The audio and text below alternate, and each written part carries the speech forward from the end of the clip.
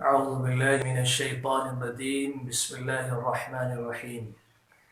وإذ قال ربك للملائكة إني جاعل في الأرض خليفة قالوا أتجعل فيها من يفسد فيها ويسفك الدماء ونحن نسبح بحمدك ونقدس لك قال إني أعلم ما لا تعلمون صدق الله العلی العظیم۔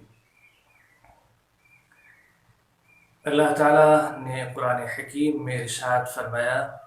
کہ اس وقت کو یاد کرو کہ جب تمہارے پروردگار نے فرشتوں کے سامنے یہ بات رکھی کہ میں زمین میں ایک خلیفہ بنانے والا ہوں، تو ان لوگوں نے عرض کیا اے اللہ، آپ زمین میں ایسی مخلوق کو خلیفہ بنا رہے ہیں جو اس میں فساد برپا کرے گی اور خون بہائے گی، اور جہاں تک تعلق آپ کی حمد و تقدیس کا ہے تو ہم کر رہے ہیں۔ اللہ تعالیٰ نے ارشاد فرمایا کہ جو بات میں جانتا ہوں تم لوگ اس سے ناواقف ہو۔ یہ آیت کریمہ سورہ بقرہ کی 30 نمبر کی ہے، اور اس کا پس منظر یہ ہے کہ اللہ تعالیٰ نے آدم علیہ السلام کو جب بنانے کا فیصلہ کر لیا تو فرشتوں کے سامنے اس بات کا اظہار کیا، تو فرشتوں کو حیرت ہوئی کہ اللہ تعالیٰ ایک ایسی مخلوق بنا رہا ہے جو خاک سے بنی ہے، اور اس کے اثرات یہ ہیں کہ وہ فساد برپا کرے اور خون بہے گی، آپس میں اختلاف ہوگا، لڑائیاں ہوں گی، اور اس بات کا اظہار کیا ہے کہ اگر تعریف مقصود ہے حمد کے لیے اور آپ اپنی پاکی کے لیے اس مخلوق کو پیدا فرما رہے ہیں تو اس کے لیے تو ہم ہیں ہی۔ اللہ تعالیٰ نے یہ بات ارشاد فرمائی کہ میں جو بات جانتا ہوں وہ تم نا واقف ہو اس سے۔ اللہ نے انسانوں کو خلیفہ بنا کر بڑے اعزاز کا معاملہ کیا ہے اور انسان کو بڑی عزت عطا فرمائی ہے۔ خلیفہ کہتے ہیں اللہ کے حکم سے اس کا نظام چلانے والے کو، منتظم کو۔ اللہ نے اس دنیا کو بنایا اور بنانے کے بعد اس کا کچھ انتظام انسان کے سپرد کیا۔ ظاہر سی بات ہے یہ دنیا گردش کر رہی ہے، اس میں انسان کا کوئی عمل دخل نہیں ہے۔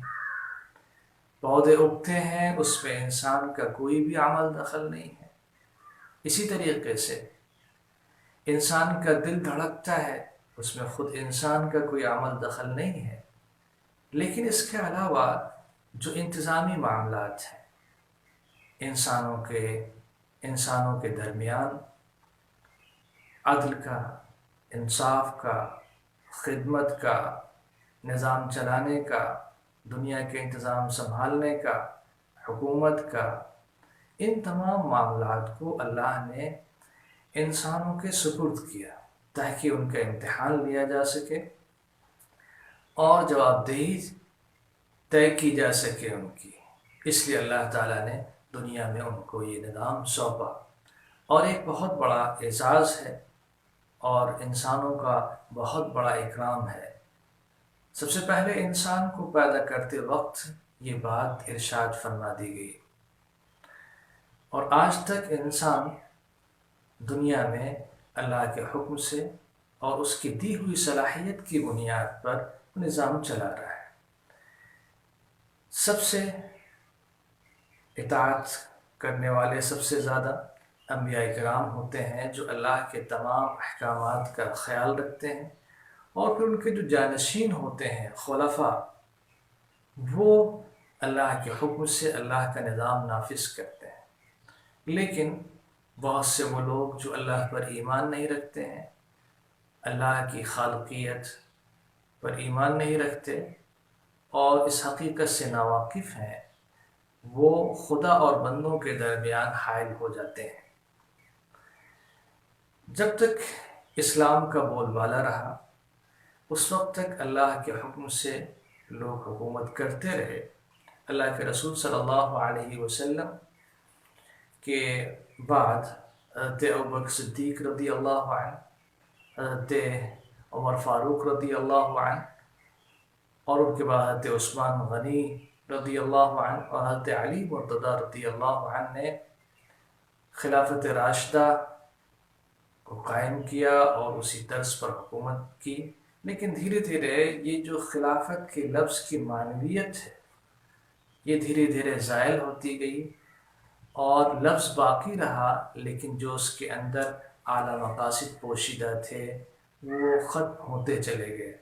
پھر ایک وقت ایسا بھی آیا کہ خلیفہ کا لفظ محض حاکم کے لیے بولا جانے لگا، جیسے بادشاہ یا حاکم کا لفظ ہے اس کے لیے استعمال ہونے لگا، لیکن جو اعلیٰ قدریں تھیں وہ باقی نہیں رہی۔ لہٰذا انسان کو اس عظیم شرف کو جاننا چاہیے جو اللہ نے جس سے نوازا ہے۔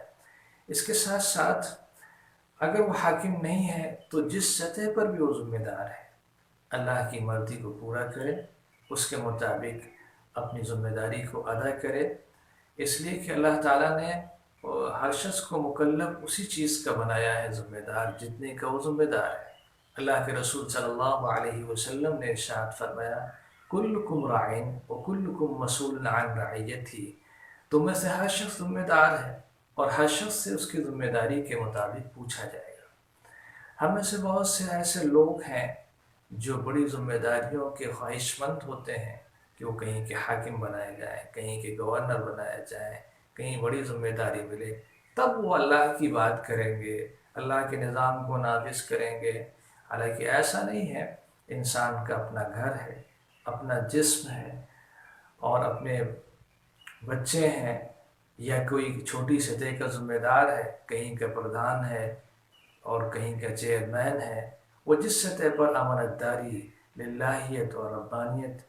کا پر عمل کر سکتا ہے اس کو کرنا چاہیے، اور اس کے ذہن میں یہ خیال رہنا چاہیے کہ اللہ تعالیٰ نے جس سطح کی ہمیں ذمہ داری دی ہے اس سطح کی ذمہ داری کو ادا کرتے ہوئے ہم اس کی ذمہ داری کو ادا کر رہے ہیں، اور مزید کے لیے اللہ سے دعا کرنا چاہیے، اور ہر انسان کے ذہن میں اس تصور کو تازہ رہنا چاہیے کہ اللہ تعالیٰ نے ہمیں اس دنیا کا ذمہ دار بنایا ہے اور ہمیں ذمہ داری دی ہے اپنے جسم کی اور اپنے ماتحتوں کی اور دوسرے لوگوں کے، اور ہم سے اس کے متعلق سوال کیا جائے گا۔ اللہ تعالیٰ ہمیں اور آپ کو اس کے عمل کی توفیق عطا فرمائے۔